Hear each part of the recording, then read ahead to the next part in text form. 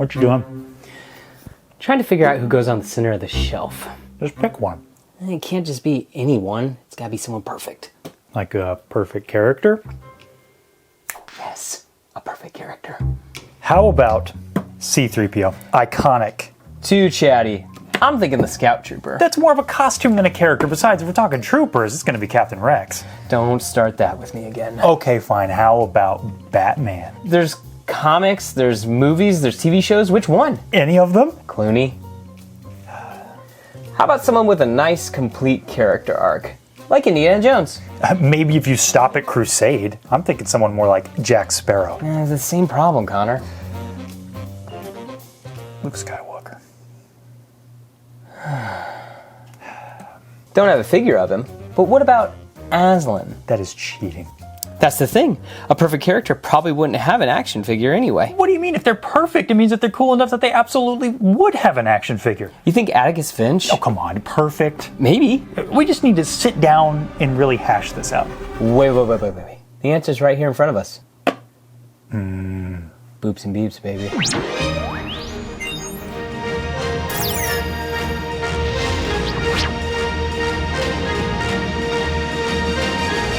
Welcome back to another episode of Beyond the Dune Sea, a show all about that galaxy far, far away. And beyond. My name is Connor. And I'm Seth. Who is the perfect character? You know, the maws, the men, or maybe the women of the hour. I present to you Kevin Flynn from the 2010 movie Tron Legacy. What, you're not going to go Tron, the original? No, this one specifically. That one specifically. Because he's not a perfect character, but he has a great quote. Yes. The thing about perfection is that it is unknowable. Oh. Reusing this one from perfect movies, Gotcha. if you're catching on. Yes. Unknowable, unattainable. So how will we define any character with this impossible framework? If you can't know it, how can we put it on the list? In the words of the great coach Vince Lombardi, gentlemen, we will chase perfection and we will chase it relentlessly, knowing while we can never attain it, but along the way, we shall catch excellence. So let's chase down 25 perfect characters in fiction and just see what excellence we might catch. We down? We down to clown? Of course. You don't know. Get out of here, Kevin Flynn. Appreciate the quote, but you're not perfect. Man, that went far. Did you see that? Yeah, it did. It was like a throwing star. It's like you were in Tron, a disc. Yeah.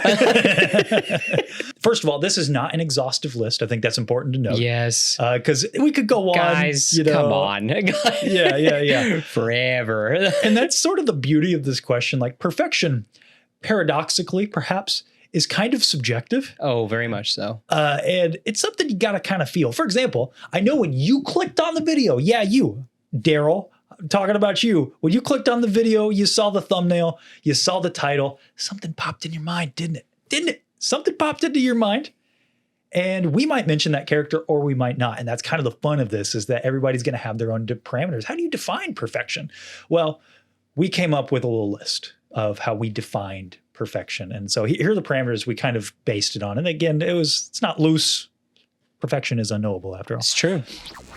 A complete and satisfying character arc. That was the first thing, because that already disqualifies a lot of great characters, unfortunately. Oh, yes. Has well-defined traits. This is how we kind of got out of the notion of like, what about a comic book character? There's tons of different comic runs. There's movies. Like, what do you pick? Cookie so a cutter. character well-defined. Yeah. Cookie cutter. Some level of cultural prominence.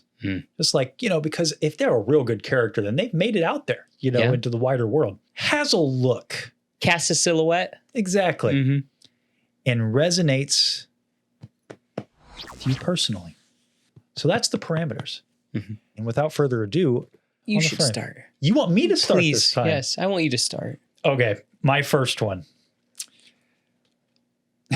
This is kind of a basic B answer, and that's how I ordered these. I tried to put like some of these up front. Yeah, I see. You'll get it when I put it up here. Yeah. Get out of town. The Joker.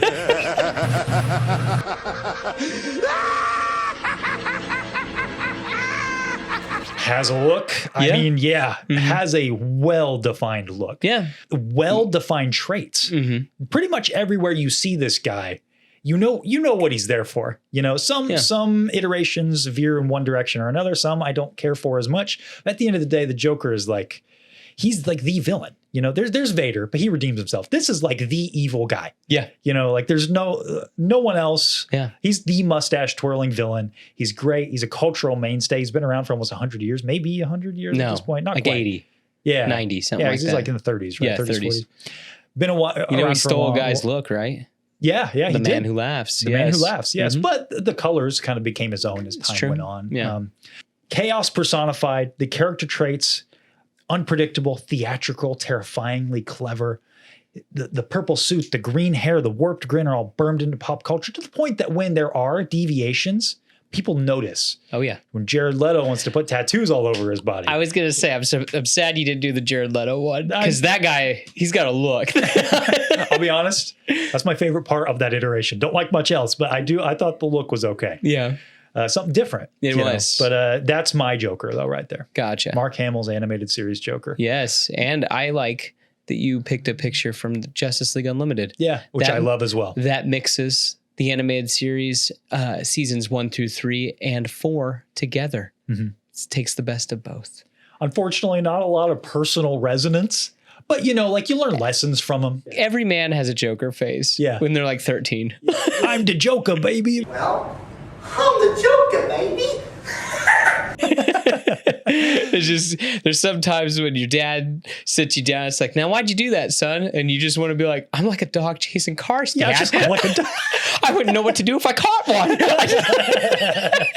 But you don't say that because you're not the Joker. There's this tweet that I see every now and again. It always makes me laugh.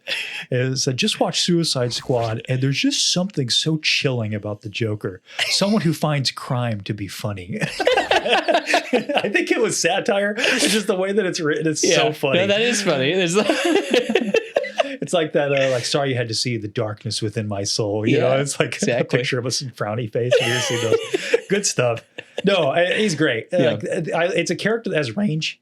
Yeah. Like he can be silly. Mm-hmm. He can be really silly, you know, and still be a fun villain, or he can be terrifying. I was about to say genuinely funny within the horror that he's creating. Yeah. And there's a range of different performances that are great. I mean, Mark Hamill's my goat when it comes to the Joker, but I liked Joaquin Phoenix from the first movie. Yeah. I thought he did a terrific job. Of course, there's Heath Ledger. He does an amazing job. Jared Leto, I think, if given better material, probably would have shined a little more. I'm not the biggest fan of Jared Leto generally, but like I think that he does okay. Something different. What about Jack Nicholson?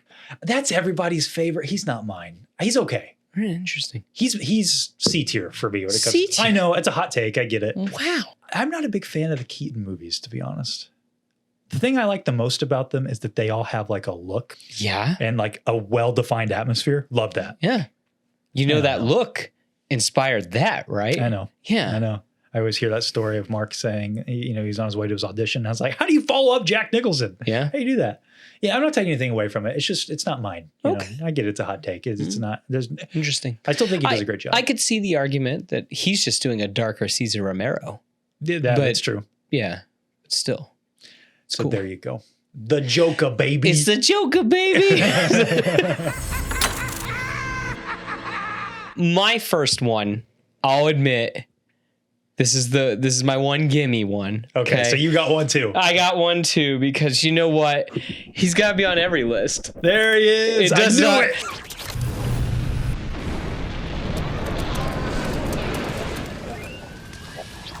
It does not matter. I got to put him on every list because, baby, he don't eat. He don't sleep. He only talks and boops and beeps. Yeah, I mean, I love this little thing. Let's be honest. It's really neat how in the first movie, he plays a lot into the story. You know, he saves them. He's the one holding the plans and stuff like that. And then when you get to Empire and Jedi, he still has his place. He still saves the day and stuff like that. And I think it's really neat how George, even in the prequels, even though like, I feel like the prequels are kind of Star Wars cranked up to 11. R2's even cranked up to 11 because it's like he flies. He flies now. He flies now. Yeah, exactly. And I love it. I'm here for it. But why I think he's perfect is because he kind of created a whole new type of character. We'd never had a robot before. And now that's something you look forward to with a new Star Wars movie. Where What it's kind like, of droids? What kind Yeah. of droids am I going to have a new favorite droid? Because let's be honest, this guy like set the tone. I know that him and 3PO together really do kind of, they're kind of a package deal, but like I always kind of resonated more towards R2. Yeah, no, and yeah, his relationship with the Skywalker family. And you can impress so much because of the boops and beeps. Yes, that is true. Like you can kind of, everybody I think has their own R2 in their head. Yes. You know, about what exactly he sounds like, you know, what he doesn't sound like. Yes. Maybe And he has a voice. in an earlier episode, you said that like he is Star Wars. We could just be sitting here talking, but if all of a sudden R2 and 3PO come rolling and walking in, it's just like now it actually is Star Wars. That, like, I think that's neat that he culturally can do that. Yeah, it's a very real thing. Yes. And the fact, he cuts his silhouette. Oh, yeah. Oh, yeah. We've talked plenty about R2. I don't need to keep going in detail about him, but I felt like, I'm sorry, guys. It's a tier list. I got to somehow get R2 on the tier list. So there you go. That's my one gimme. R2D2. Fair enough. Yes. Fair enough.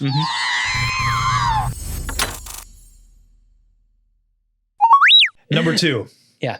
Let me ask you something. Okay. Have you ever wanted to be the very best, like no one ever was? What? To catch them is my real test. To train them is my cause. Not Ash. Oh, good. Pokemon Trainer Red. Oh, okay.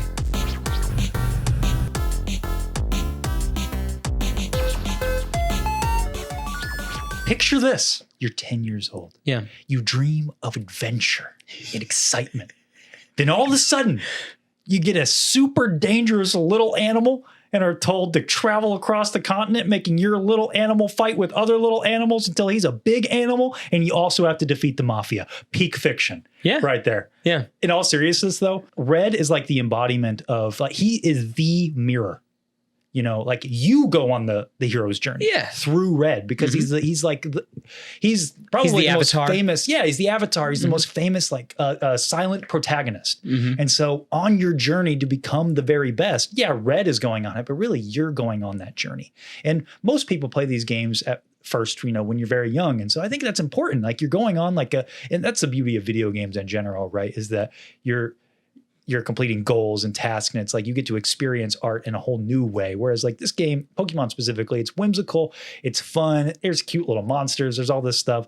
But Red it's you are becoming the very best. You are going through trials. You are becoming that character that's different from the beginning. So when you get to the Elite Four, and you can look back and be like, man, I'm not that little kid from Pallet Town anymore. And it's really cool because it's like, you're not, and I really mean that sincerely. Like he has very distinct traits. He's determined, resilient, quietly competent. But he's got a look, the red ball cap, the backpack, like the colors, all other Pokemon trainers to come really are derivative of Red. Yeah. I think it's just the hero's journey distilled into its most pure, simplified form. And I love that Red's a mirror. I do have a little bit of a qualm with something you said. What's that? Well, you just said that you think that he might be the greatest silent protagonist in video games? No, it's kind of crazy to think about. I mean, what about Link? Is he on your list? No. Oh. But I was just going to say that, like... I'm glad you brought it up because I wondered if you'd have Link. Yeah. I think thought about it. Red is interchangeable, in my opinion, with like Mario and Link. Red resonates with me personally the most because that was my, like everybody has one of the big 3 Nintendo properties, right? Yeah. Pokemon was mine. I do think Link could easily be on this list. Yeah. I think he also has like a well-defined hero's journey, but also Link is a character. I think Red really is you. Yeah. Like Red's the default name, but Red is you. Yeah. Whereas Link is Link. And also he's not silent. And Yeah. That's it. And you could make the argument that Red is so customizable. Exactly. In the sense that like Link and Mario aren't really that customizable. Like you can make little tweaks here and there, right? But like there's still Link and Mario. And another thing about Red is like some people like to play their RPGs truly as an RPG, like a role playing. So you want it to be you. And Red can easily do that. Whereas me, I don't really play RPGs like that. I like to have a character that I'm playing as, which you could argue then maybe I don't like playing RPGs because there's the whole debate about that. Yeah. I like that Red also can stand on his own. Like there's that great moment in gaming, minor spoilers for the Gen 2 games, but he's the final boss.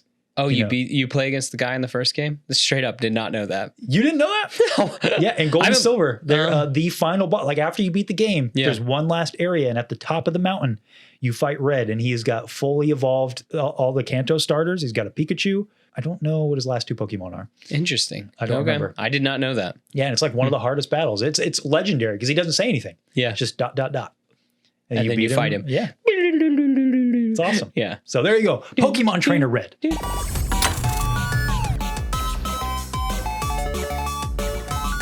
So, I guess I should have probably prefaced since we got R2 out of the list or out of the way. I should have probably prefaced the rest of this that I really picked stuff that we don't normally get a chance to talk about on the show. So, what's your experience with Sunday cartoons in the newspaper? Do you have any? In the newspaper. In the newspaper. I know I got a little gray in my hair, but not that much. Oh, well, I got a lot of gray in my hair. So I guess that just Is it ages me. Dilbert? It's not Dilbert. Okay. It's a couple goats. It's about a boy Ah, interesting. and his stuffed tiger.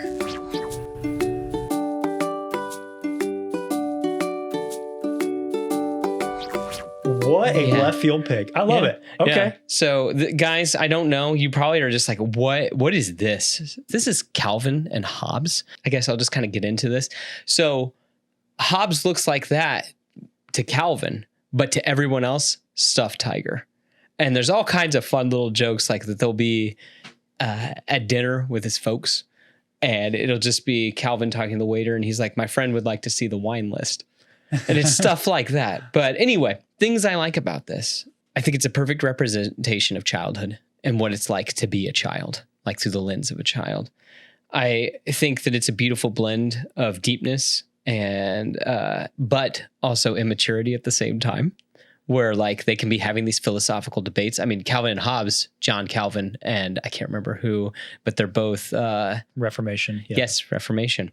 I mean, there's themes throughout this silly comic about a boy and his tiger that include existentialism, morality, environmental concerns, and the media, and really just human nature as a whole. This is like a deep Sunday newspaper cartoon.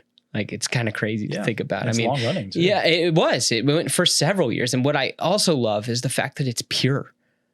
They've never made a TV show. They never made a movie. They never anything. It's just always been, there's not even any merchandise because Bill Watterson wanted it to be pure and the estate has kept it pure. And I think it's incredible that, occasionally a new edition of them will come out, but that's it. Mm-hmm. It's so awesome. And now, did you read these? Oh yeah. I got them all. Okay. Every single one of these from when I was a kid. Really? Yes. Well, that's awesome. Yes. I didn't know that about you. I was going to say, you got Homicidal Psycho Jungle Cat. That's another one. Yeah. That's the cover of the 10th anniversary. Okay. So, yeah. Have you ever seen Secondhand Lions?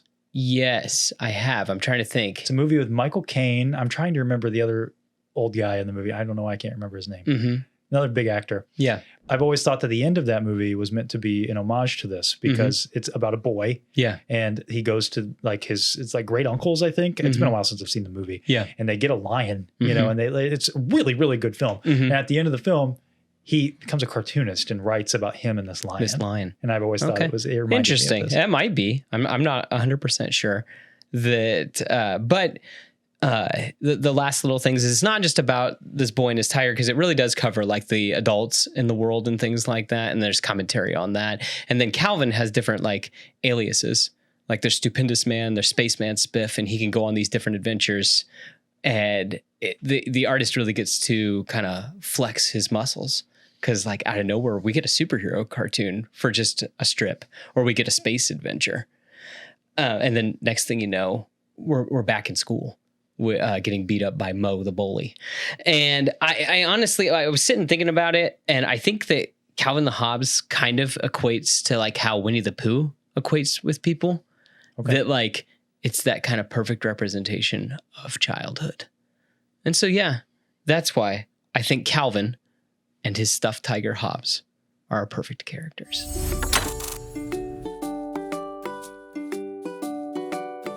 My second character, this one I know is going to get a collective eye roll from everybody. And I was like, because it's kind of cheating, kind of cheating. It's kind of, well, because this is about fictional characters, right? What, you pick someone real? Yeah, but specifically in the fictional movie that he's in, Moses from the Prince of Egypt.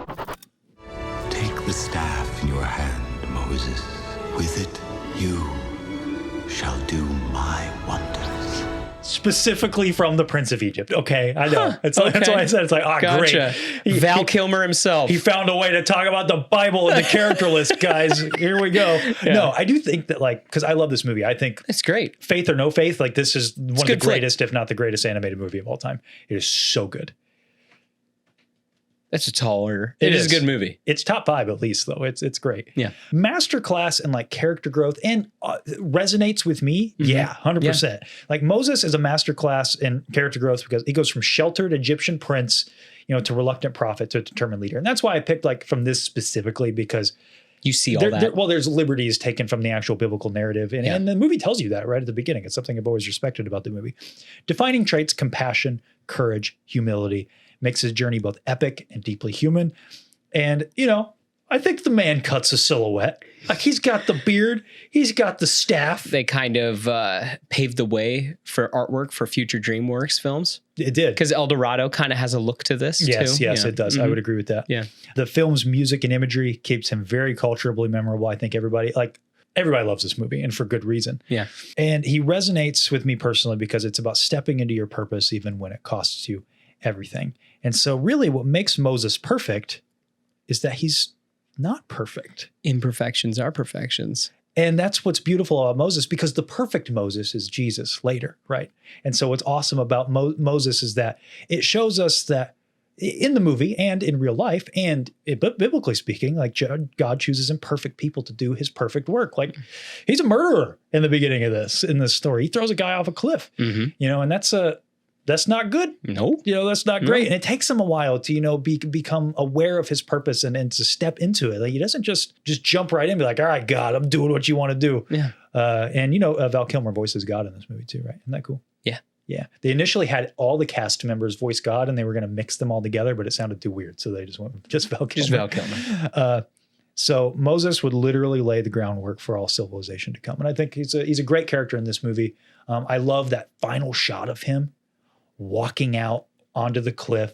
And he's got the tablets, right? You have this song of his mother, just like deliver us. And it's just, it's so beautiful. And he's got the tablets and you just see all of the people that he saved just massing in front of him. So it's all like to see him go from sheltered prince who doesn't really believe in anything to someone who believes in everything and is now serving all of these people. It's beautiful. Good stuff. Who knew, guys? You thought you were watching Beyond the Dune Sea, but I guess we're watching Beyond the Red Sea. Beyond the Red Sea. So there you go. Yeah. Moses. I shall be with you, Moses. Okay, guys, you gotta bear with me, okay? Because I wanted a villain on my list. I wanted something really, really bad. You didn't want the Joker, baby? I didn't want the Joker, baby. But you gotta bear with me with this. I wanted the perfect organism. Okay.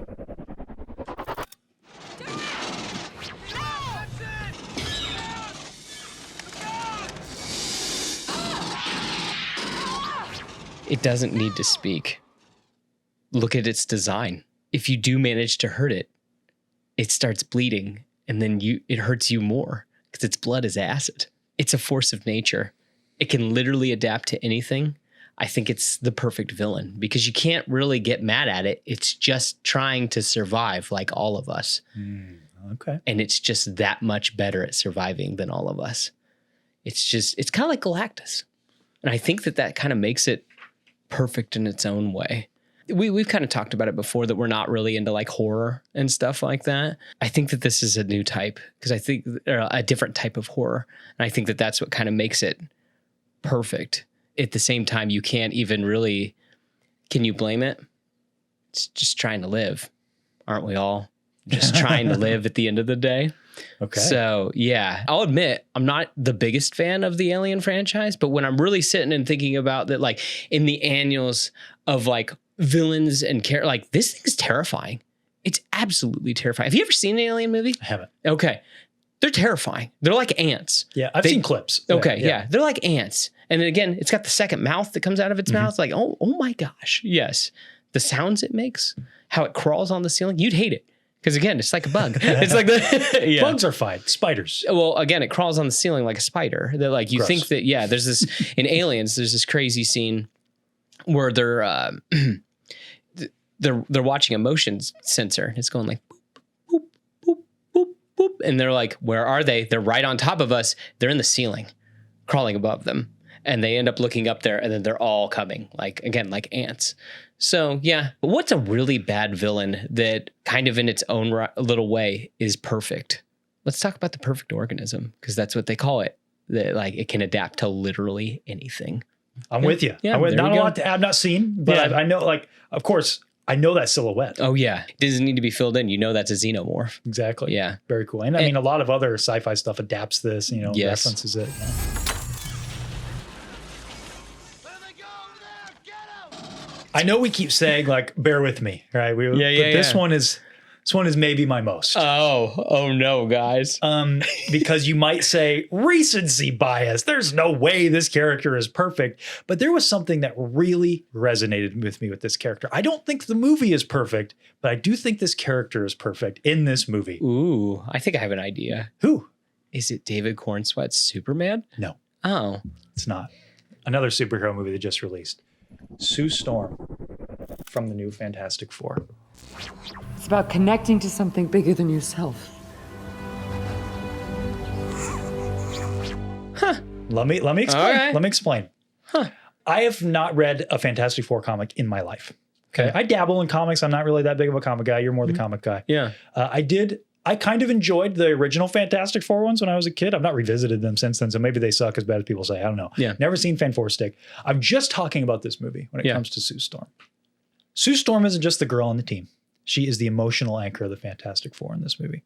Her traits, intelligence, compassion, the quiet strength, every bit as vital as her powers.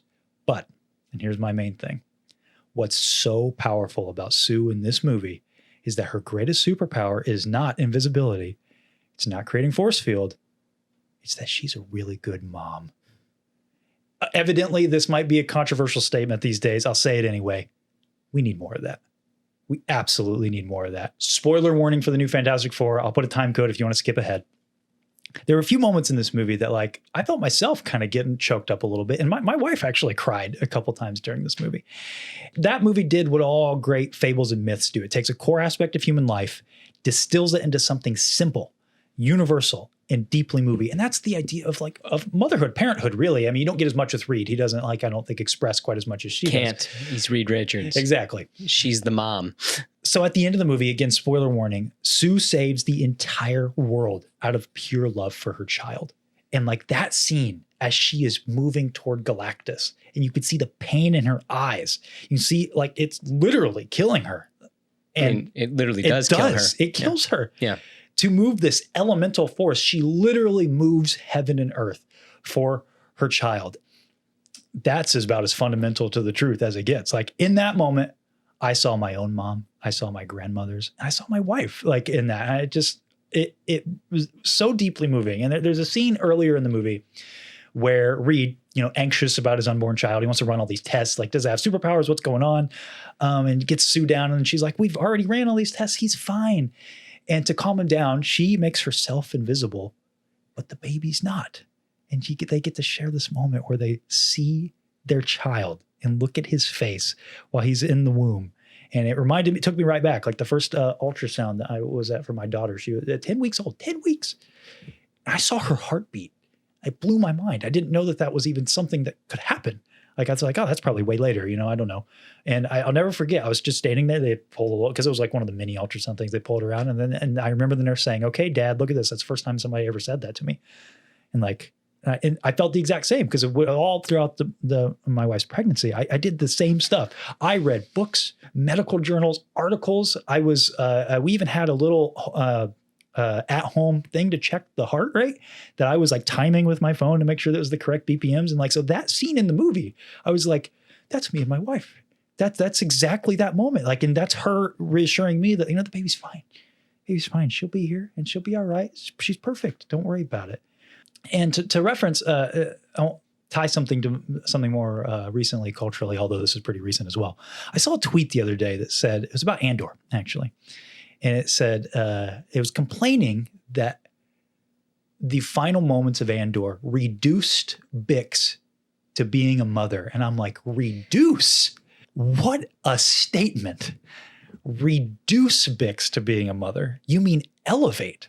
That what is more like being a mother or a father is one of, if not the most important thing I think one can do. And the love you feel for your child is unlike anything else. And it sounds cliche, but it's true. And like this movie, I just love that it celebrated it in an unapologetic, impactful way. And it showed, like, I think this character in particular, because like I said, I don't think the movie's perfect. I think it's riddled with flaws.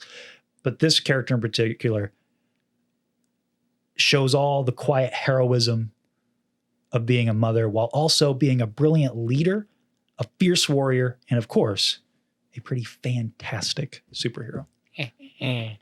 Little qualm. I know that, like, with that scene that you loved. Yeah. That Jessica Alba's did, that didn't. Really wish her nose bled in that scene. I thought that too. I wondered if that was I gonna really happen. wanted, because I think you could see it in her face. I don't know, because like, I don't know how I feel. I know it was powerful for that scene. I don't know how I feel about her being able to push Galactus, because I'm like, wait a minute, are you stronger than Scarlet Witch then? Like I said, I don't know anything about these characters in the comics. I was going to say, well, I mean, but for a movie, she does become Malice in the comics, and she does prove that she is the strongest of all of them. Yeah. But still, I didn't know if we needed to see that yet. But yes, it is a powerful moment. It is it's a good scene. I really liked when they were in the 0Gs in the second scene. Oh yeah, and she's delivering the baby. Oh, like, dude, that was awesome. I didn't even mention that. Yeah, that's awesome too. Yeah, it's really, I just really like that she gets to be, again, I think about that tweet, reduce, and I'm like, no, it's elevate. Mm-hmm. This is what's amazing about this character, is that she's all of the amazing things that she is. Yeah. And like her being a mom enhances that. Mm-hmm. And I mean, the scene where she walks out, into the like talking to the people. Yeah. Like, I will not sacrifice my child for this world, but I will not sacrifice this world for my child. Man, just so good. Oh yeah. So good. I get it. It's maybe a little recency Marvel's bias. first family. So there you go. Sue Storm. That's what family is. It's about fighting for something bigger than yourself. So, do you like jazz? No way. I'm just kidding. I'm kidding. No, it is an animated movie. You're not going to have any clue who this is. This is Piccolo from Dragon Ball. Who did that? That would be me. You watch you dabble a little bit in anime, right? Seen Yu-Gi-Oh. You've seen Pokemon. Yu-Gi-Oh. Little Death Note. Okay, but you understand the idea of a rival, right? Yeah, of that, course. like, you've got your main protagonist, and then you've got the person that rivals them. Piccolo in Dragon Ball, he's Goku's rival. What Piccolo? I got to give you a little bit of history lesson. I'm sorry, guys, bear with me. I have to talk you through this. So I am sad. So there's these things called Namekians. Piccolo's a Namekian. Okay, he is the guardian of Earth. He wants to be a pure guardian. He splits himself. So good and bad half. Okay. That's Piccolo. Okay. But completely evil. Goku ends up beating him in his last moments, spits out an egg, regenerates himself. That's this guy. Okay. You with me so far? I'm with you. Okay. He's got the memory of his dad's last memory. Hey, you got to beat up this kid. You got to beat this kid and you got to conquer the earth. Okay. I'll do that. Waits 3 years. Shows back up. I don't know why he grew at an alarming rate. It's fine. But he challenges Goku. Goku beats him, but Goku shows him mercy. He did not show his dad mercy. A little bit more time passes. Then Goku's brother shows up, and Goku and Piccolo have to team up for the betterment of Earth. That's the sauce right there. Exactly. I know. And that's in the first chapter of Dragon Ball Z. They have to team up. It's wild, where it's like, dude, spit and fire. This is crazy. The bad guy, the good guy teaming up. Here's what ends up happening. In order to beat Goku's brother, Piccolo ends up having to kill both of them. Right through both of them. And then he should feel great. He should be like, oh my gosh, I did it. I beat the guy.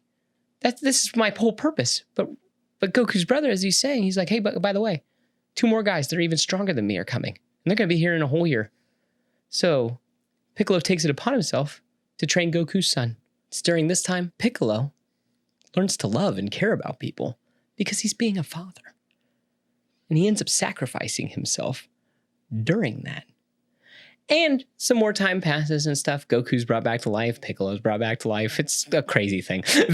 With Dragon Balls, you can do that. And Piccolo ends up sacrificing himself for Goku later on. His whole idea was to kill Goku. But then, after being shown mercy and shown love by Goku's family, he then becomes an even stronger ally.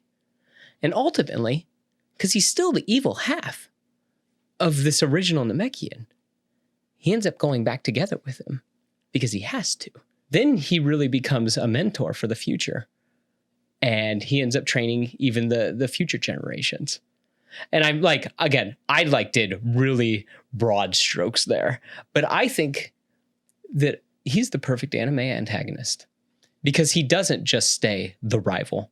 He's the rival long enough to learn his lesson, and then he grows beyond that. And he's actually Akira Toriyama, the creator of Dragon Ball. Piccolo was his favorite character. Okay. Yeah, because I think that he's more than just a rival. I've met plenty of people that don't like Dragon Ball Z. I've never met someone that's like, I don't like Piccolo. Man's got aura. Yeah. Aura farmer. He has a really, really interesting story. Feel bad because your last three, I'm like, yeah. Yeah, you're not going to have a clue. So I'm like, I don't know. And you're over here like with mine. You're like, nah, you're wrong. Yeah. But yeah, that I was going to say that, yeah. So when it comes to anime, I wanted to represent anime on here. Piccolo came to mind. Piccolo. Yes. Sick. Yes. And again, I know I broad stroked, guys, that I know that someone's in the comments where it's like, well, that's not exactly. I know his story. I kept it simple for Connor and the folks at home. So yes, but there you go. Piccolo. My name is Piccolo. This one, not going to spend a ton of time on it. We Yeah. talk about this guy all the time. He could not make it on the list. Oh. Any way I sliced it, I tried to get him off the list, and I got to couldn't do guess. it. Who you got? Is it a certain wizard? It is our good friend Obi-Wan Oh, Kenobi. Gotcha. It's kind of sad that you don't have him right next to Moses.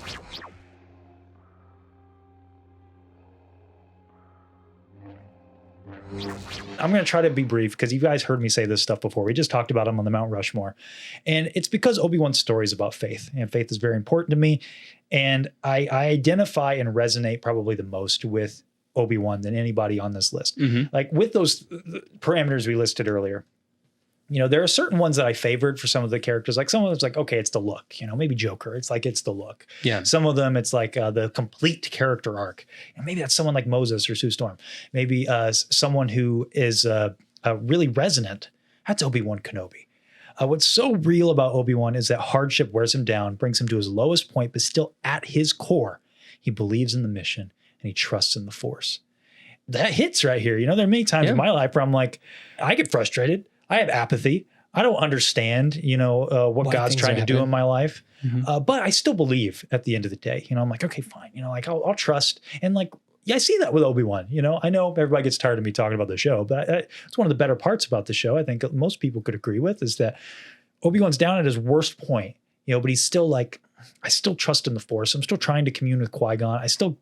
I'm not keeping my reps like I need to, you know, I'm not the man I should be. I still believe, you know, I'm still here trying to do the right thing. I think that's really cool. And Obi-Wan climbs out of that desperation, trusts in the Force, and allows it to give him strength. And to end it again, because I don't want to talk about him too long. He's the picture of John 15:13. Greater love has no one than this, to lay one's life down for one's friends, and he does it with a smile on his face. He's the next one. Strike me down, I shall become more powerful than you can possibly imagine. Now I'm keeping with the odd takes. So look at me, just the most basic of all Yeah. time. I got a superhero. I got a Star Wars character. Yeah. I got a Pokemon. And Bogeyman.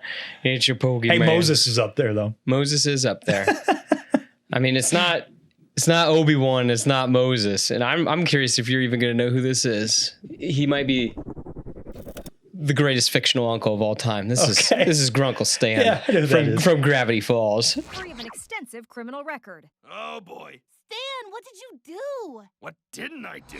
I love this show, and there's no way we'd ever get to talk about it. But gosh darn it, I think that Stan is a wonderful character. Okay. Yes, I don't want to say too much because I hope that someday you guys out in YouTube land, or maybe you might watch Gravity Falls, and part of it is the mystery I think that's what, I mean, he works in the Mystery Shack. That's the name of it. He lives up in Gravity Falls. It's a town up in the, I think it's in Oregon. He runs a tourist trap. Okay. Yeah.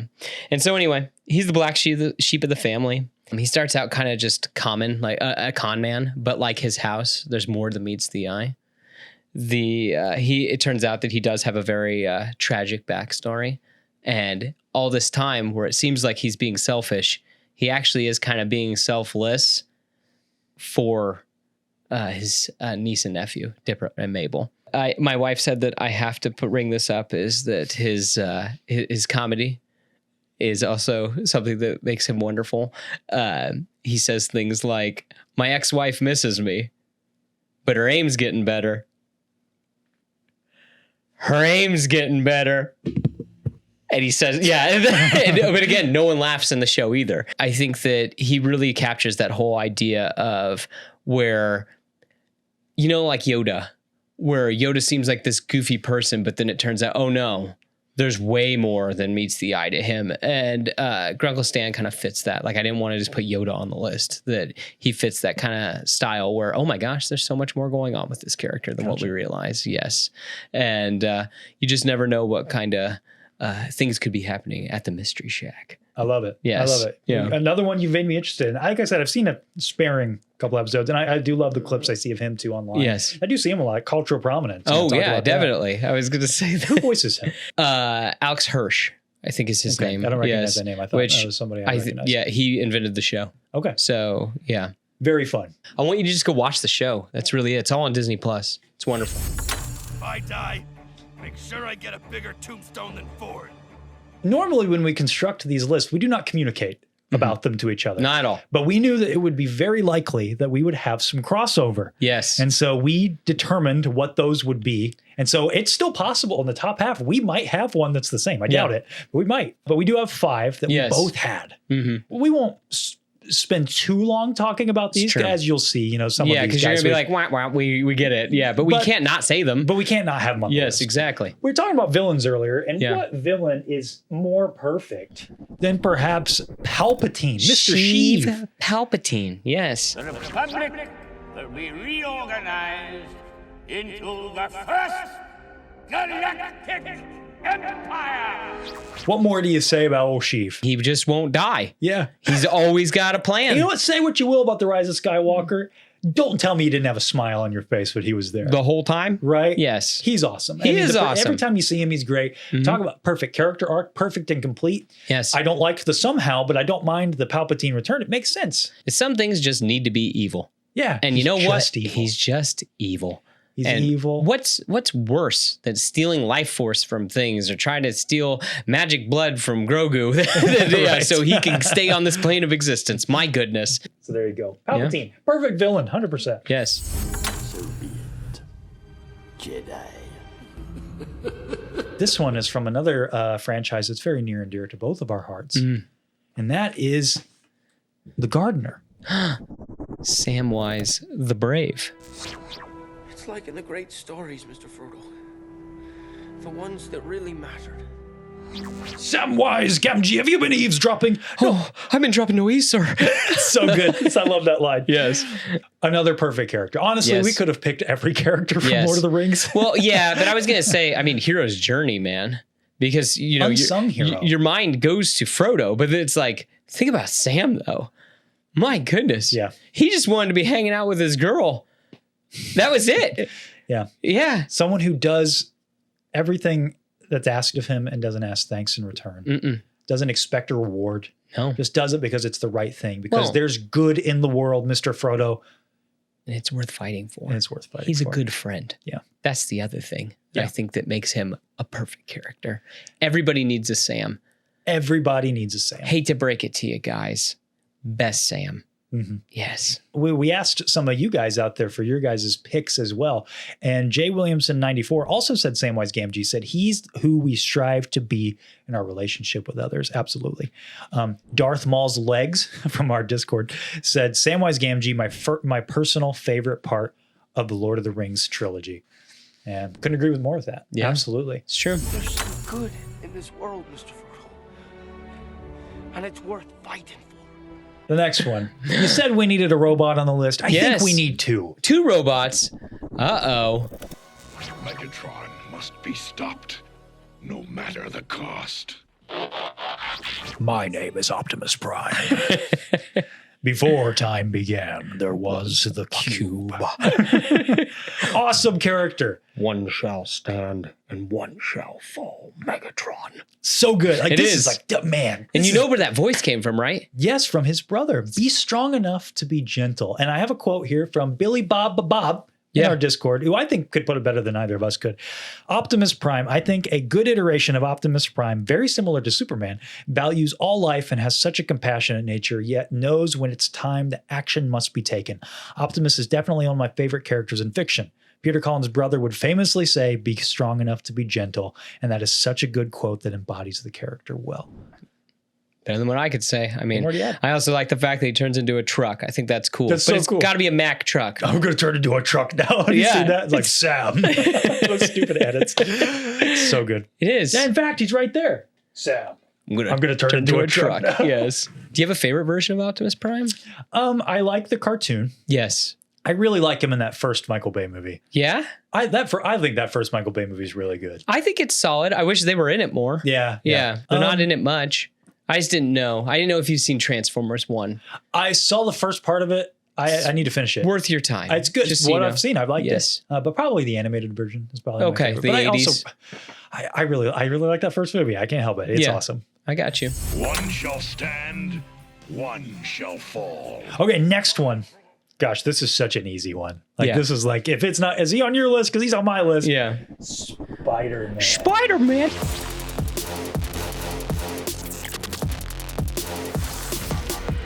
Earlier we talked about cookie cutter.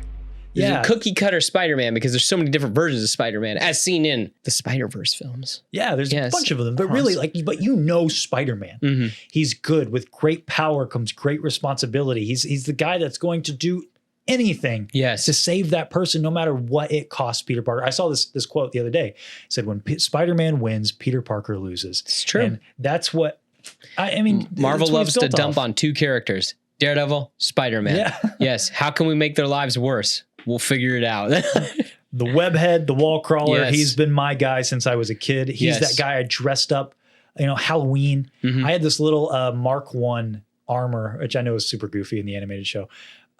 Little toy of it. And the Mark I Spider-Man armor. You know what I'm talking about? Silver. He used that in Web of Spider-Man 100 and then Yeah. it gets destroyed. Yes. Okay. His spider armor. All right. Got you. I had a little toy of it when I was a kid, a little Okay. die-cast toy. And it was Yeah. like my favorite toy Mhm. when I was that age, and Yeah. I was so cool. Yeah. Again, what more do you say about Spider-Man? He really is like the perfect character. If we were ranking these, he's Yeah. toward the top. Oh, for he is sure. towards the top. I mean, he's my dude. I don't get to talk about how much I do enjoy Spider-Man. Do you have a voice or I do. Who? Yuri Lowenthal. Oh, from the game. In my opinion, even Mhm. though this isn't a recency thing, because like I said, I've loved him since I was a kid. I watched the shows, I watched all the movies, like as they were coming out. But I still think to this day, the first Spider-Man PS4 game, I'm not so hot on the second one, but that first one, I think is like the perfect version of that character. Okay. I don't know if that's a hot take or not, but I love that version of Spider-Man. I'm a Christopher Daniel Barnes guy. He's spectacular. He is in the original Oh, Spider-Man the original, in the sorry, 90s. that's the Yes. 90s, yeah. But yes. you like a spectacular too, right? I do, which I think is crazy because he also, the guy, I can't remember who voices him. I think it's Josh Keaton. Yes, I think. Josh Keaton. Thank you. Yeah. Josh Keaton also voices Green Lantern in the Green Lantern animated series, Okay, which there you I go. love that show too. It's kind of crazy that I'm like, you like voiced my two favorite guys. Just for fun, favorite live action. I think I'd have to go with Toby. I'm going to be basic with that just because, I mean, I was that age. And then also the scene with the milk never sat well with me with Andrew. Do you remember he gets into the fight about the milk, the give a penny, take a penny? Oh, and then yeah. that- Uncle Ben scene. Yeah, that Weird never to call it the milk scene. I mean, because that's what spawns it. Is it bothers me? It is I weird. just Unfortunately, that first, he kind of gets the shaft, and luckily he gets a better scene in No Way Home. Still blows my mind that movie works as well as it did with building. I know they say the more you watch it, the worse it gets, but I don't care. Whatever, dude. It was great. Yeah, I like that movie. Toby's probably mine too. Yeah. I just love that Spider-Man suit. It's so nostalgic. Mhm. I think it's so cool. Yes. So we'll see. They're Okay. really hyping up Brand New Day. I like the suit. I like the behind the scenes. I don't Yes. know. Remember, with great power comes great responsibility. The last one, this is going to be to the surprise of literally 0 people. You can put it up. It's Anakin Skywalker. It's Darth Vader. Come on.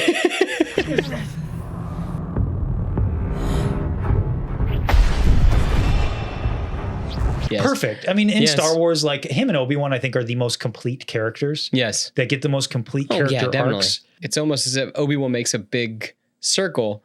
Anakin does like a weird half circle. Like then goes comes back yeah, in then comes 180s. back. It's Yeah. really interesting. Watch the Mount Rushmore video if you need to know more. There's Yes. nothing more we really need to say. No. Anakin Skywalker, Darth Vader. I mean, the cultural prominence, cuts a silhouette, has a complete character arc, resonates with us personally. We talked Yes. about it a million times. You know, when you can always turn back, you can always do the right thing. Yes. He's a perfect character. Yes. Tell your sister you've arrived. Okay, guys, this is where things start to get fun. Yes. Top 5. My next one, you're not going to be surprised that I have this on here, but it's the first time I've really been able to talk about it. Say his name, Seth. Heisenberg. Walter White. I don't know who you're talking to, so let me clue you in. I am not in danger, Skylar. I am the danger.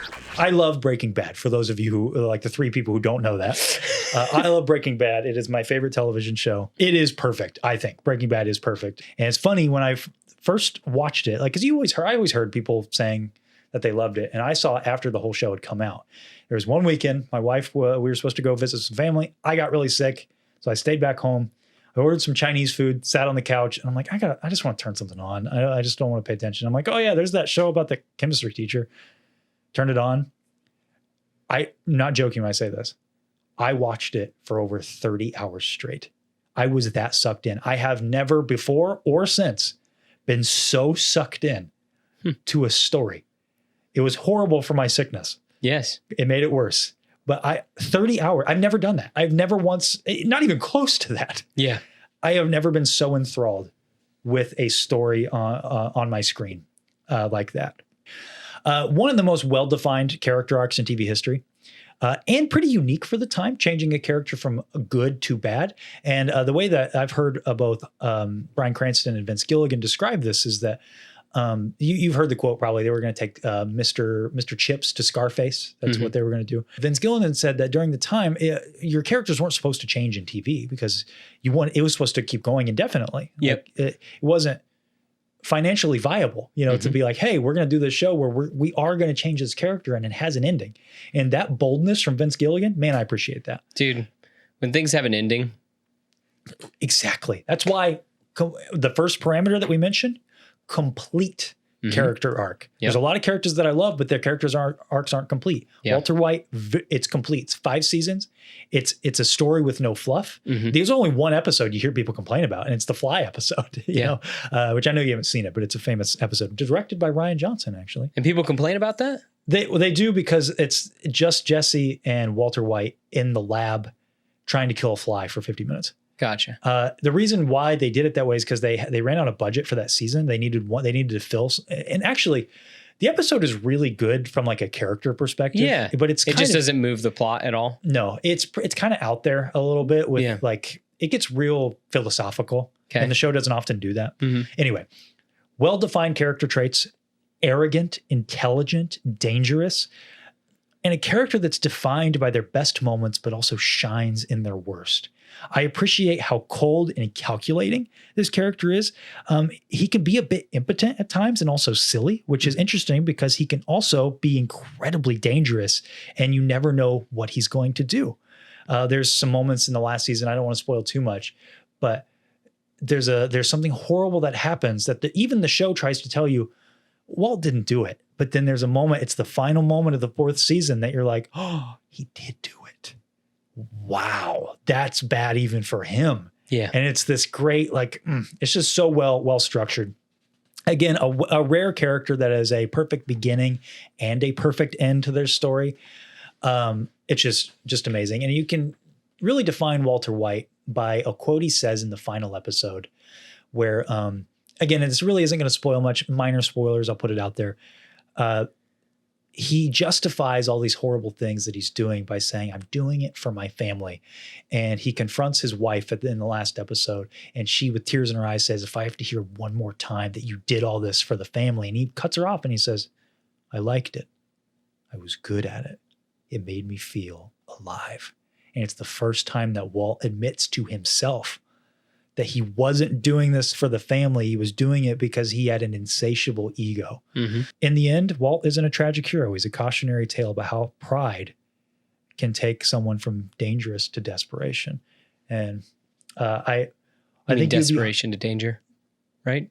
No? No. Sorry, my bad. Maybe both. Maybe you could swap them. That's I the was fun about to part. say that because he's pretty desperate in the beginning. Yeah. And he becomes dangerous. Yeah. Yes. It's amazing how he is the final villain of the show. Mm-hmm. Like it keeps the villains keep getting worse and worse. Like you keep climbing this chain, and you realize at a certain point that you're like, oh, Walt's the main villain of the story. It's another great thing that I hear Bryan Cranston talk about a lot is like, that was the experiment. How far can you string the audience along before they realize they're rooting for the wrong guy? Yeah. Because throughout a lot of the first season, you're like, at least the first time you watch it, especially now when I rewatch, I can see more of like, this guy sucked the whole time. But the first time you watch it, you're like, yeah, go Walt. Like, oh, that's cool what you did. You just blew up this thing, with chemistry. Yeah, science. All this stuff. You love it. You love to watch the guy win doing these horrible things. But there does come a point, I think, in everybody's journey watching the story where you're like, I can't root for this guy anymore. Yeah, because it's at what point, because as you're defeating all these villains, you have to rise to the occasion and be worse to them. And it's like, you're just filling that void. Exactly. Yeah. And the relationship with Jesse also helps with that a lot. It's just, it's great. I recommend everybody watch the show at least once. What I like to tell people, because I know that you thought the show was very dark and it was hard for you to watch, which I understand. Like they tighten it up quite a bit after the first season. Which I still think the first season's great, but the latter seasons I think are more you find your more footing, sparing, and but to its benefit. I am the one who knocks. Well, you just got done talking about a TV villain. I'm going to educate you on a TV villain. Let me hear it. Okay, I wondered. I knew it. Yes.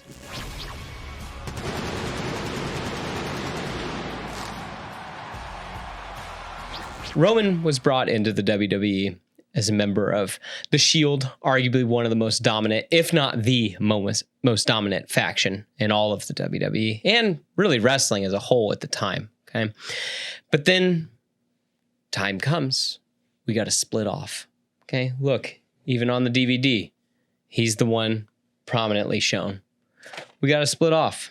But in doing so, in the Shield, Roman's this silent character. He's the strong one. Now, Seth and Dean go off and do their own thing, and Roman, the company likes him the best, so they keep giving him all the stuff. But here's the thing, the crowd doesn't like him. What do the bosses do? Well, we're going to keep letting him win. And the crowd just keep going, no, we don't want him to win, and just keep booing and booing and booing. Roman's trying his best, but it's just not working. Then, for real life reasons, Roman had to take some time away from the WWE. Then when he shows back up, he comes in and he wins the top title in like 2 minutes. And his shirt, he doesn't say a word, because that was the whole thing. The first time around, they were trying to make him talk and everything. Like me. I'm a superhero. Even used a move called the Superman punch. I'm invincible. I don't lose. Okay. When he comes back, he's just wearing a shirt that just says, wreck everyone and leave. That's all it is. Doesn't say a word. The tribal chief is born. Roman Reigns comes back. And now he's evil. And he's like a mob boss. Much like Walter White. He doesn't talk. He's got a whole family that fights for him, basically. And they all get in line because they're all his family. And he's kind of the godfather of all of them. I will say this is my one cheat because Roman Reigns isn't a finished character. I think he's on his way out. I think he's close to being done because of life stuff that we don't need to get into. But I think that now this is a complete character arc.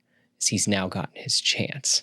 And it's crazy because the crowd hated him up until the point where he finally got to do his own thing. And yeah, even though he's the bad guy, we still root for him. And he's almost turned face now, which in wrestling, you have heels and faces. The tribal chief is a heel character, but the audience has now turned it almost into a face. We've talked a lot about aura and, having a presence. This guy, all he needs to do is just do this and just say, acknowledge me. And everyone acknowledge me. That is because that's all he would say is he would come out. Wow. He says nothing. Okay. But he comes out and he would just go, Minneapolis, acknowledge me. And he'd just stare at you'd have some people, they'd raise their finger because we the ones. That was the whole thing with his family. So yeah, there you go. It's kind of weird where Roman starts out a good guy, then turns into a villain, but then has now turned back into a good guy that he's fighting again for the crowd. And it's so funny that this is all WWE wanted to begin with, but it just took this weird crisscrossy journey to get to that point. Your favorite? Not my favorite, but I think a perfectly done character. All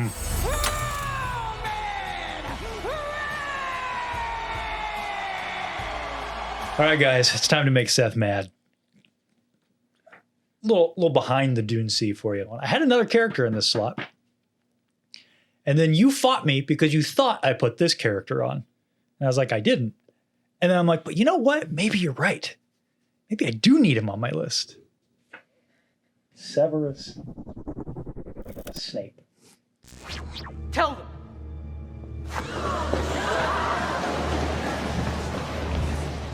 This is my favorite character in the Harry Potter series, in the Harry Potter universe. Oh, I can see you're winding up here. This is great. But he is my favorite character, legitimately. Not just because it makes Seth mad, but he mentioned it. I'm like, you know what? Maybe I should put him on there, and maybe it'd make for a fun discussion.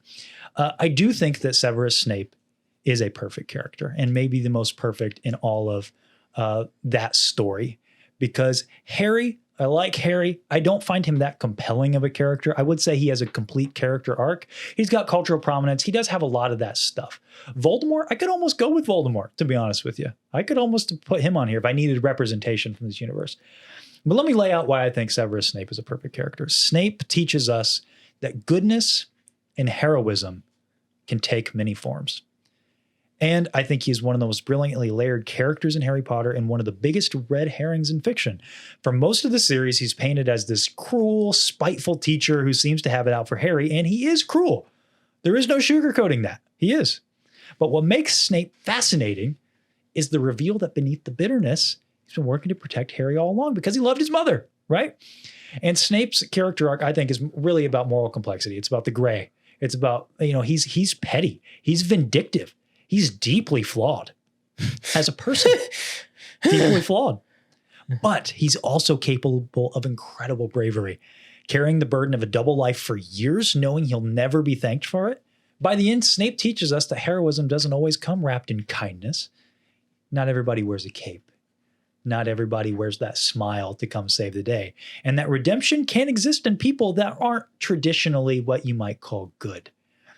Because I don't think Snape is a villain. I still think he is a hero, but that's what makes him so compelling. That's what makes him perfect. I think he's one of the most, I can't think of another one off the top of my head, one of the most perfect gray heroes in fiction. Moments that define him. This is one that really stands out to me. And in the movies, it's a moment, I'll admit I've not read all the books, so I'm mainly basing this even off the movies, but I give that a lot of weight considering, he was given the inside baseball here, Alan Rickman. He knew the ending. And Alan Rickman's a terrific actor anyway. He's one of my favorites. But it's the scene where Harry's like, how dare you stand where he stood? It's in the 8th movie. I don't remember which part of Deathly Hallows it's in. It's the pain on his face because he must carry out Voldemort's plan, doing truly wicked things because he must. And in that moment, at first he's confident because he doesn't like Harry. He can easily play the villain to Harry because he doesn't like Harry. That's easy for him. Relatively.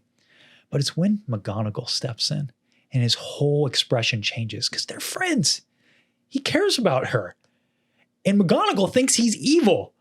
And she comes up and, she starts throwing spells at him and he deflects. But in his deflections, he wipes out the 2 Death Eaters before he apparates out of there, doing one small act of kindness in the small way that he can without giving himself away.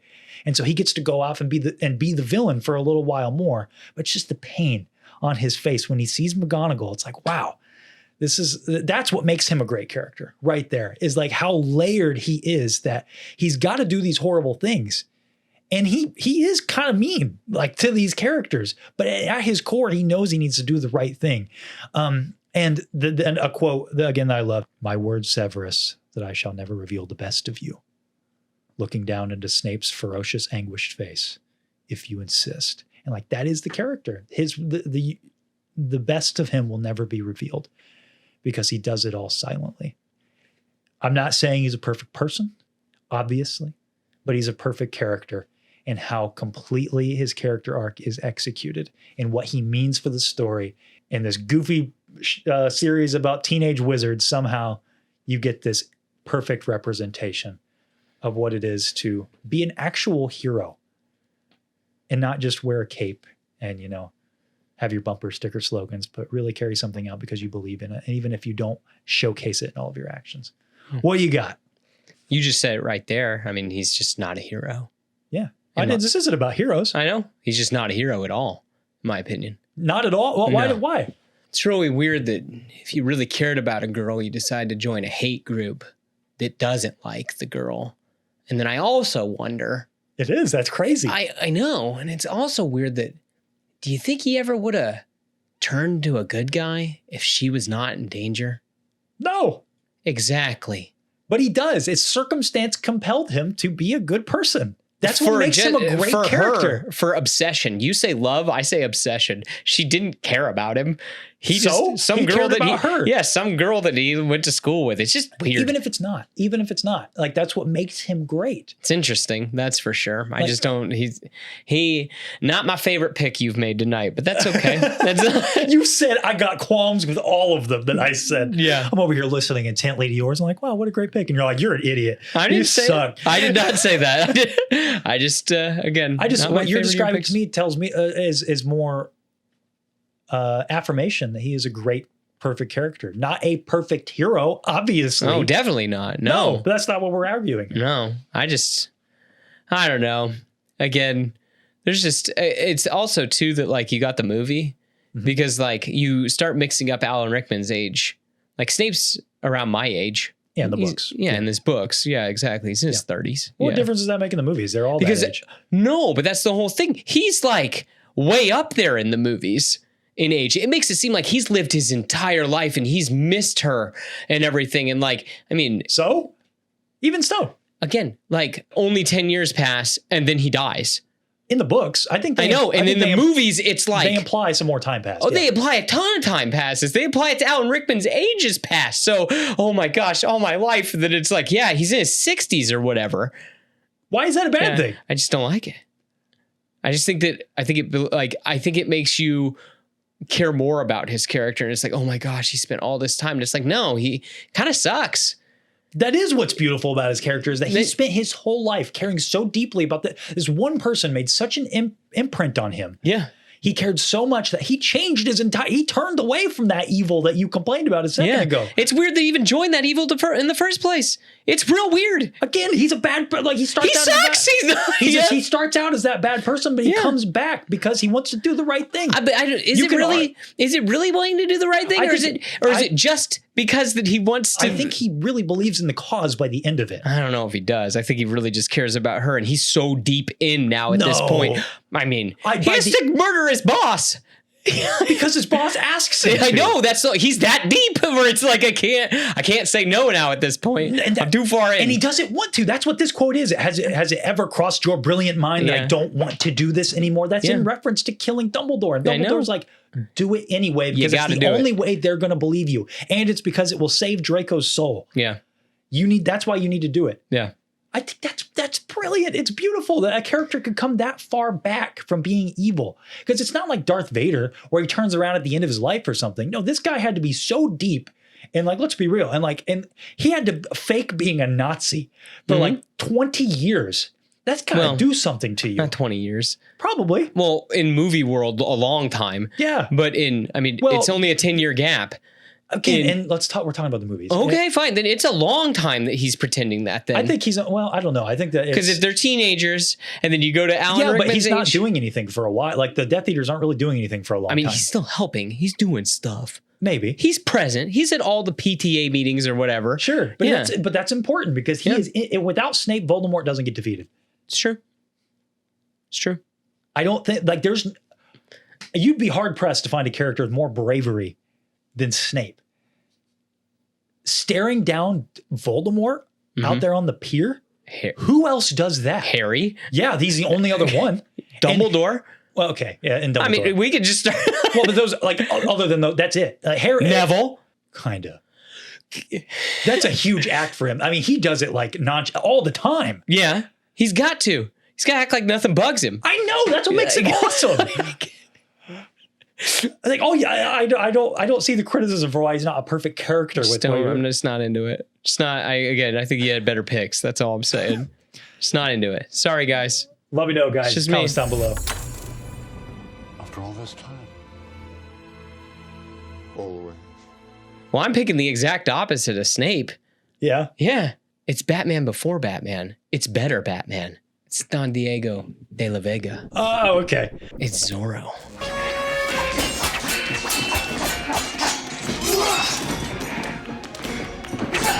So cool. And so inspiring for things that come before or come later. Yeah. It's a tale as old as time. Guy goes off and studies in a foreign land. He comes back, realizes things aren't right in his world now, in his hometown. So starts dressing up like a vigilante and starts trying to do the right thing. Awesome. And they did Batman Beyond before Batman Beyond. The Mask of Zorro is the Batman Beyond story where they are Zorro's training the next Zorro. I don't have much to say about it. I just think it's awesome. Cuts a silhouette. He does. It's so good. There's like the Batman blueprint is there. Everything about Batman, Zorro did. And oh my gosh, have you ever? So are you a fan of Django? Django Unchained? Yeah. Okay. Do you know that there's a sequel where he teams up with Zorro, and Zorro's like older? No. It's a comic book. Yeah. Really? Yep. Tarantino helped write it. That's fun. Yeah, it is super cool because they're alive at about the same time. But again, Zorro he's older. And so they kind of both teach each other. That's Worth fun. your time. That's all I'm saying. Yeah, I like Zorro. I'm down. Dude, love me some Zorro. I love pulp stuff. That's another thing, guys. I guess you're going to learn about me. Serialized, pulpy. Oh it's all good, gosh, man. dude. I love that whole era. We need more of that. Rocketeer, The Phantom, Zorro, Lone Ranger. Maybe not that one with Army Hammer, but yeah, that one's okay. Yeah, but still, all those characters, love it. Love those pulp heroes. The much debated Zorro. No. The legendary Zorro. My next one is from my second favorite TV show, or maybe my favorite. It depends on the day. Oh. Who do you think? Is it Saul Goodman? No. Oh, okay. It is Kimberly Wexler from Better Call Saul.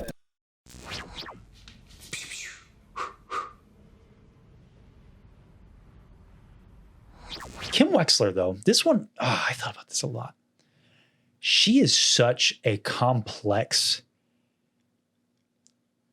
it's hard to explain without watching the show. I'm going to do my best not to spoil a ton of this because she's so good. She starts in the first season as kind of like a little side character that Jimmy is probably a past girlfriend or something, but they loved her so much, Rhea Seehorn's performance, that they just kept giving her screen time. Finding ways to get her in the show. Yeah, because they had if I remember the story right, they had a limited budget on the first season and they built her apartment as a set. I think if I'm remembering the story right, they were like, well, we built her set, so we have to include her in more scenes. And so they just kept building it out. And then she became like a dual protagonist by the end of the story. One of the most fascinating characters in either Better Call Saul or Breaking Bad, because she should be the moral compass, but she slowly learns to ignore it and cast it aside. She starts out as that character that's keeping Jimmy on the good side of the law. On the straight and narrow. But she gets seduced by the dark side. So it's like if Obi-Wan like Obi-Wan and Anakin. It's like if after Anakin turns to the dark side, Obi-Wan's like, dang, brother, you're making a good point. Yeah. And he comes over too. Like this good-natured, almost mentor in some ways character. This is more love interest, but yeah.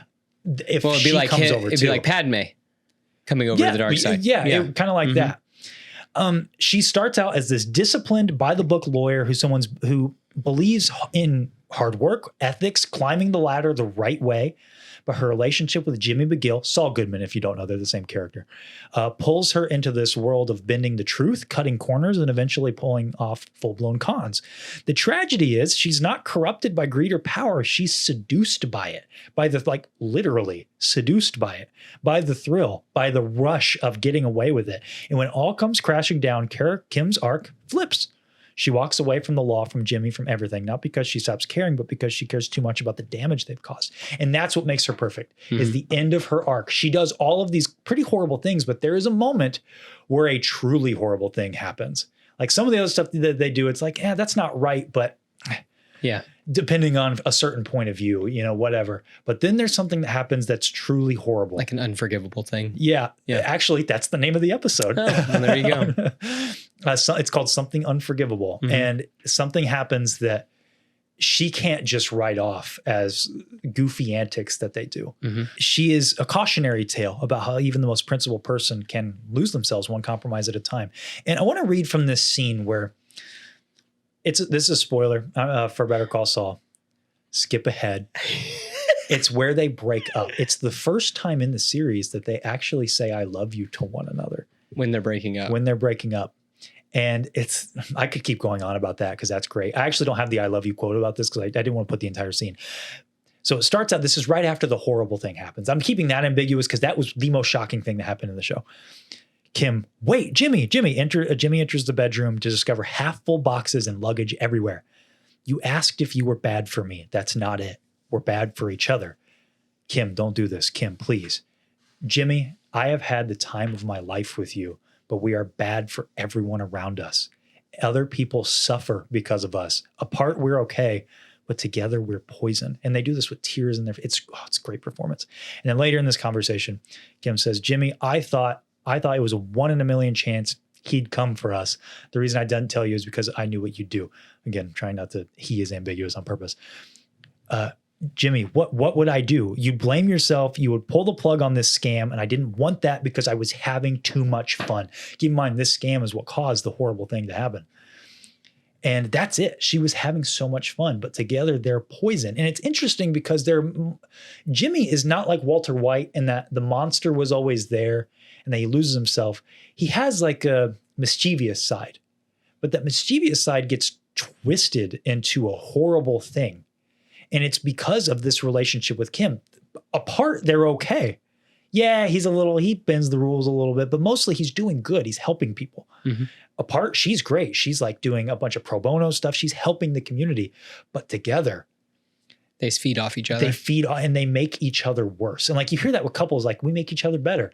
They make each other worse. And I don't want to go on too much longer about this. I could just keep going. She's so great. So I'll just say this. When she walks away, she's stripped of everything that made her an amazing lawyer, an amazing character. Her well-kept ponytail, that's like a staple of her silhouette, is gone. It's replaced by this short, dark hair. She lives a mundane life where she refuses to make any decisions for herself. Even something as simple as choosing an ice cream flavor, she won't do. This is a person who is so determined, who was so confident, now can't even choose what kind of ice cream she wants because she's so afraid of her own autonomy and what it will do to other people. And what defines her as perfect is a moment at the end of the series where she tries to atone for her actions. It's not bombastic. It's not like this big redemptive thing. It's a single static shot where she sits on the train and for over a minute straight, she just busts into tears and cries to herself about all of the pain that she brought. And she's finally ready to move on. It's so good. She is like so good. She is so good, man. Yeah. One of our fan question responses from Noah Body Cares. Great handle, by the way. Didn't pick this character, but said, gotta go with Howard Hamlindigo. And if you've seen the series, that's kind of a funny way to phrase that. Also a good character. But there you go. Kim Wexler. Perfect character. Because I was having too much on. My next one, no surprise to anybody. He's not your number one. No, he's not my number one. No, Okay, that is Rick O'Connell from The Mummy.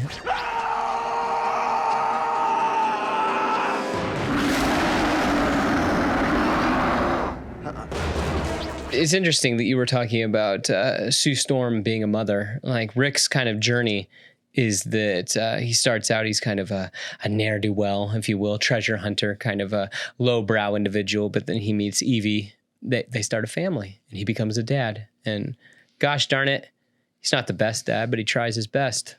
And that's just one of the things that that's all I love about him. Yeah, that I was going to say, especially that he tries. I think Rick's the perfect action hero. I think he's the perfect himbo. You ever heard that term? Yeah. Yes, I think I'm with you. I think he really is. He's pretty, but he's not obnoxious about it. And my wife said that. He knows he's good looking, but he's not like throwing it in your face or anything like that. He's street smart. He's not book smart at all. And I think that's one of the things that makes the movie great. Everybody has their own place in the movie. He knows his strengths and his weaknesses and his treasure. He's not perfect, but he does know his limits. Not a perfect person, but a perfect character. Maybe. Like Snape. Continue.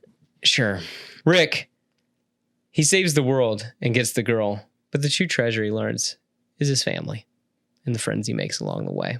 So, and again, kind of like Zorro, Rick's technically a pulp hero. I mean, he's a 1920s hero, kind of like he's essentially Indiana Jones. I actually like Rick's arc through all of it, that he didn't keep going. yeah, that's unfortunately Yeah. right with good old Indy. Yep. Well. Let me guess. Spring cleaning.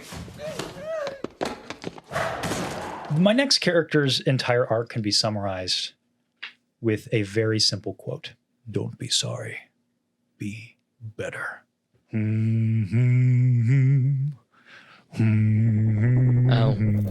Kratos. I was wrong, Atreus. I was wrong. Open your heart. I think Kratos might have the greatest character arc in gaming. Yeah? The first games, some people give the first games flack in that he's just like one note. He's not in the first games. He's not one note.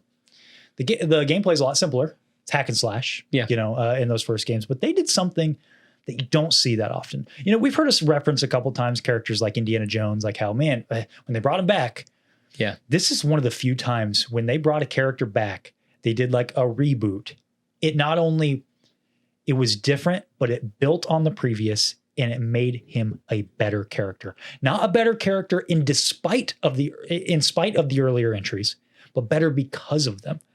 That is so important because this came out kind of at that time when a lot of things, like you had the sequel trilogy coming out, you had a lot of reboots and like sequels and stuff where the hero's broken down and they like weren't something being horrible so nice. happened. Yes. Yeah. Not Kratos. He goes through such an amazing character arc. He shows you that, yes, you can always change your path. But unlike Darth Vader, Anakin Skywalker, we see the consequences of being better. Darth Vader never has to deal with that. He dies as soon as he comes back. Yep. But what happens if you are just as horrible? You destroy an entire pantheon of deities that also destroys the entire world. It destroys all of Greece. You know, what happens when you live beyond that? You see, in that world now. You see the consequences of that. And being better comes with work, determination, and a constant focus on being that person that you know that you can be. The turning point for Kratos, we mentioned this a couple times now, it's been a theme, is becoming a father. Your children are a mirror into yourself in great, amazing ways, but also reflects your worst traits. And this is something I wanted to mention, something kind of, it's silly, but reflects the point with my daughter, is that she's now been doing something I don't like as much. She goes up to the dog, she'll in a very mean and hateful voice, back. And she'll kind of push him a little bit. And that's because when we're eating dinner, Indy is constantly up trying to, and I've always like, I don't shove him, but I'm like, Indy, get back. And sometimes I get a little more frustrated than I need to be. And that reflects in her. She does that. And I don't like that. That's something, it's like, okay, it's a reminder. I need to be better because she's taking that and now she's applying that and she should not be doing that. but that's not her fault. It's my fault for demonstrating that behavior to her. And Kratos gets to see this in his son. It's very worrying at first in the first game, because his son, once he finds out that he is a god, is like, oh, I'm above everybody else. Yeah. Nobody, and Kratos has to teach him, no. And he sees himself in that, because that's how he used to act. And he does teach his son to be better. He starts out as that brutal Spartan warrior. He makes a deal with the devil, essentially. He loses everything, so consumed by rage that he kills his way to the throne of the god of war. But it's empty. He's haunted by his past. He tries to end his own life. That's how the first game starts, by the way. He's trying to end his own life. By the end of the third game, the first kind of arc he has, he leaves the power of hope with the world. And that's such a big moment for him, realizing that he did not take the evils of the world when he opened Pandora's box. He took hope. And it's a little cheesy, but man, does it work at the end of that game. Yeah. And then years later, in the Norse series, the reason why it's so good is because he, again, is dealing with the consequences of being this person. But in the final moments of Ragnarok, and then in the Ragnarok DLC, he comes to terms with the fact that, like, his prophecy is not that he will be this tyrannical god of war. He will be this god of hope. That people will, it's a tear-jerking moment at the end of the final game. It's not even at the climax. It's almost like a little footnote at the end of the game where he sees, there are these shrines that are prophetic and stuff. And he sees one his wife made, which is important. Again, I could go deeper into that, but it's important. She depicts him as being a benevolent God. And that's what he always wanted. He wanted to be loved, not to be feared. Not to be this weapon. Yeah, that's it. There's many times that comes up. I am your monster no longer, that he says to Athena. Oh, it's so good. And then in the Valhalla DLC, spoilers for that, at the end, he's invited by the Norse god of war Tyr to face the future. He must face his path. To master Valhalla, you must master thyself.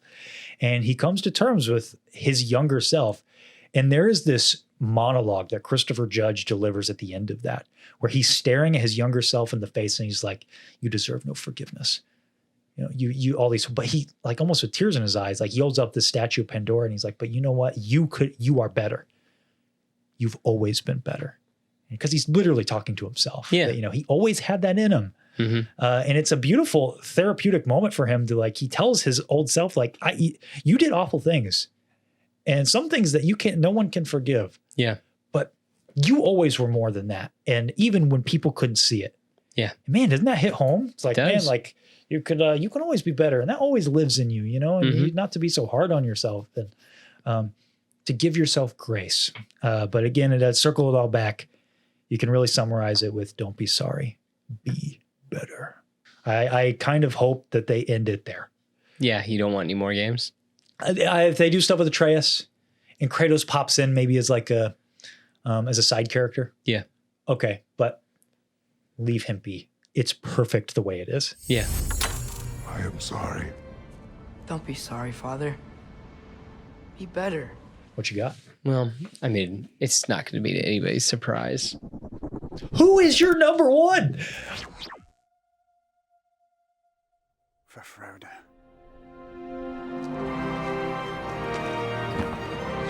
So Aragorn, and we're doing movie Aragorn, guys. Sorry. I know book Aragorn's cool too, but movie Aragorn resonates with me. So, I mean, a couple of things that I like about this character. I mean, he's peak masculinity. I mean, let's be honest. He's in touch with his feelings. He's a great leader and a friend. There is no gray with this member of the Grey Company. No, I like that he is a good guy. I love that he fights hard, but he loves even harder. He's dedicated to his values and his morals, no matter what they are. And then I think too that this guy he's kind of like the template of like that Ranger character, like all the Rangers going forward. Like Tommy? Tommy is the Power Ranger. Aragorn is the Ranger. Yes. Put aside the Ranger, become the king. And it's good. It's goals, man. It's just goals. Yeah. It's all good that stuff. glitters is not gold. That's about Aragorn. Yes. That famous quote. Yes. Man, what do I say, man? Aragorn's like, yeah. He's the man. He is the man. But I mean, all the Fellowship, they're all the men. You could put any and of them, the elves honestly. and the dwarves and the hobbits. Yes. Yeah. I wasn't the only one that had this guy.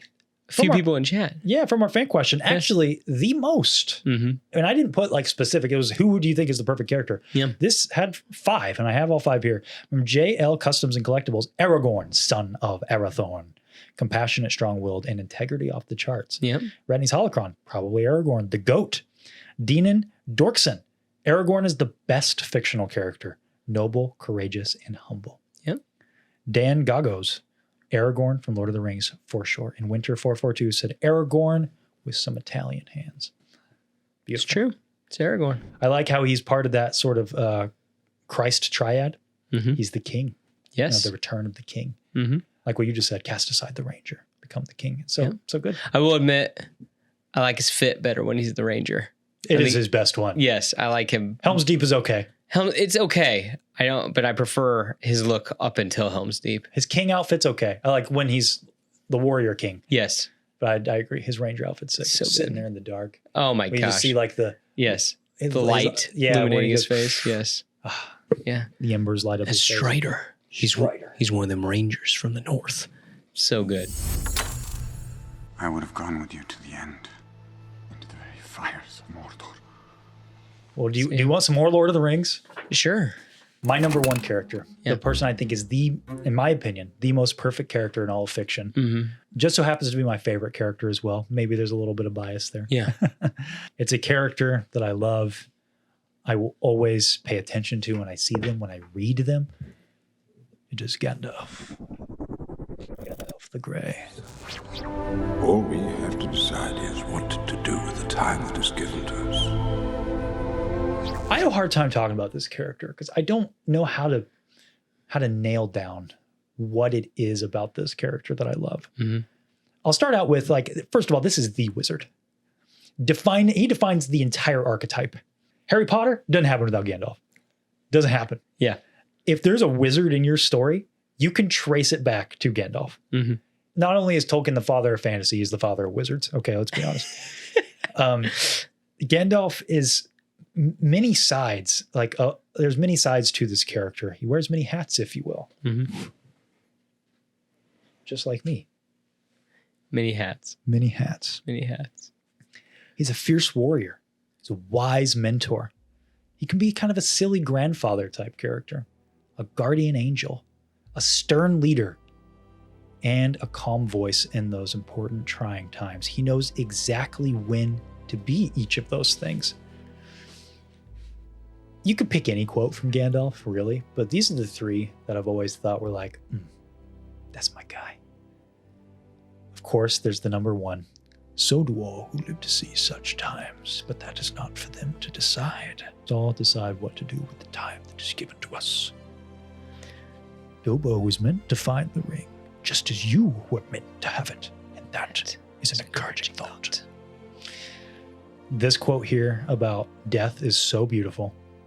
I love I know you don't like the song, but the song that basically is this. Yeah. When Pippin asks about, is this the end? End? No, the journey doesn't end here. Death is just another path, one that we all must take. When the gray rain curtain of this world rolls back and all turns to silver glass, and then you see it. See what? White shores, and beyond, a far green country under a swift sunrise. Well, that isn't so bad. No, it isn't. And this last one, this is a movie quote. I don't think it's in the books. It's my last favorite one from him. Saruman believes it is only great power that can hold evil in check. But that is not what I have found. I found it is the small, everyday deeds of ordinary folk that keep the darkness at bay. Small acts of kindness and love. Again, I don't know what to say more about this character. There's something about him when I see him in a book, I see a piece of art, he's on my screen in a movie, I'm always going to stop and listen. Yeah. And there's a comfort to Gandalf that I can't really describe. He just feels like home to me. And maybe it's because he reminds me of my mama and papa.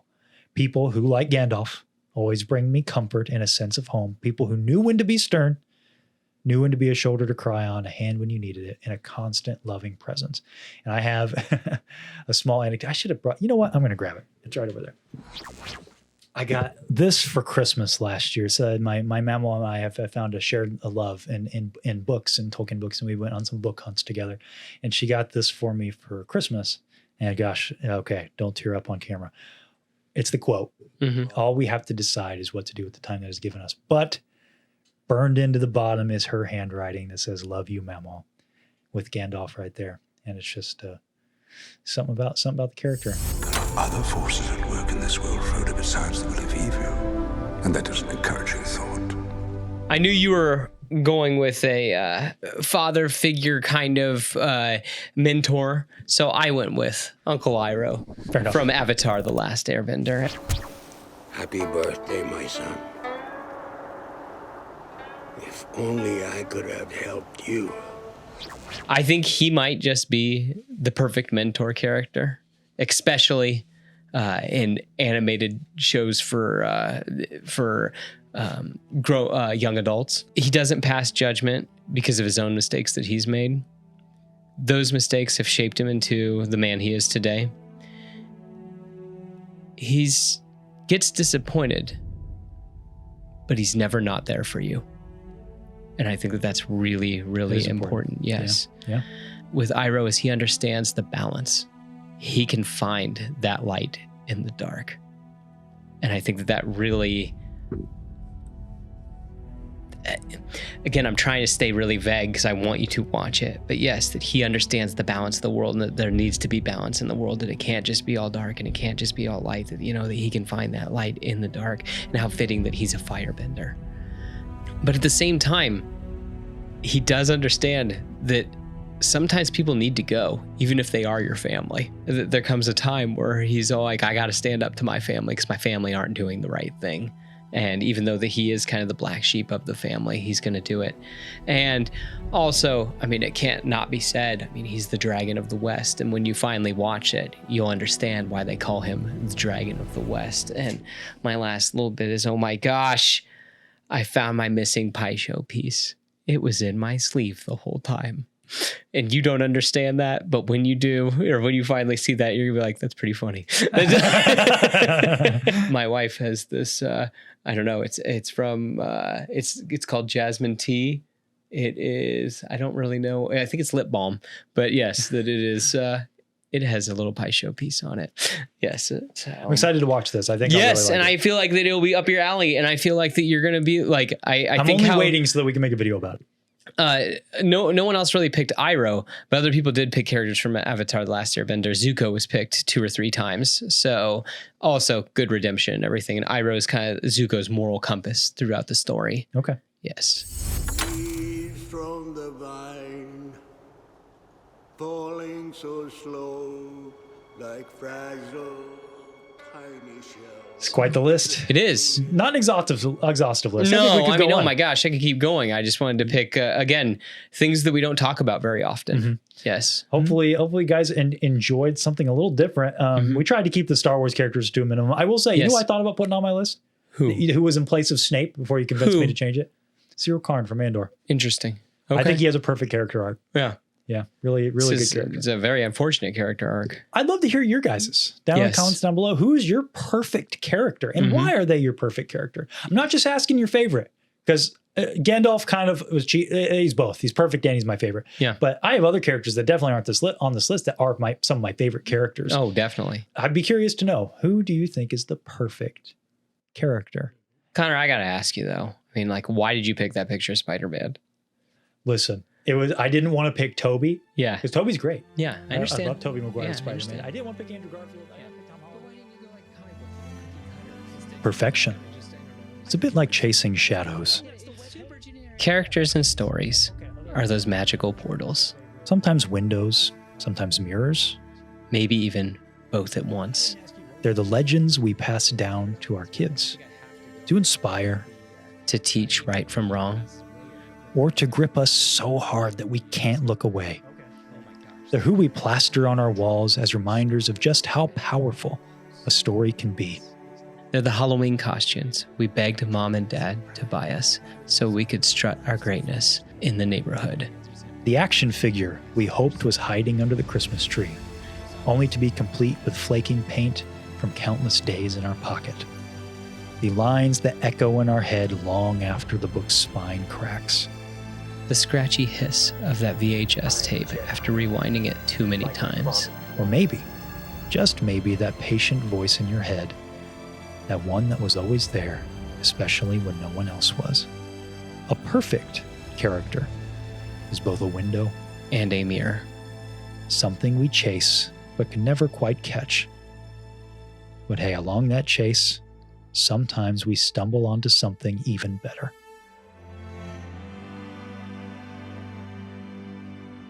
Excellence.